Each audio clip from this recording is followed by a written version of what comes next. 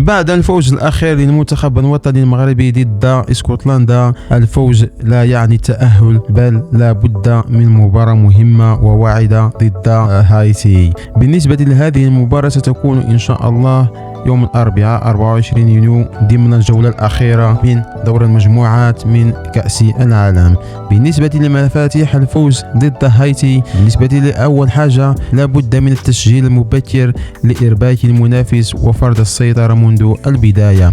ثانيا استغلال سرعة الأجنحة المغربية خاصة مع وجود لاعبين قادرين على صنع الفارق في المواجهات الفردية. ثالثا الحذر من الهجمات المرتدة لأن منتخب هايتي يلعب بروح قتالية كبيرة رغم خسارته أمام اسكتلندا والبرازيل. رابعا مواصلة الضغط العالي الذي نجح أمام اسكتلندا وأجبر المنافس على ارتكاب الأخطاء. الجماهير المغربية اليوم تحلم بصدارة المجموعة، والفوز على هايتي قد يمنح أسود الأطلس أفضلية كبيرة قبل الأدوار الإقصائية. فهل يواصل المنتخب المغربي عروضه القوية ويؤكد أنه مرشح للذهاب بعيدا في هذه النسخة من كأس العالم؟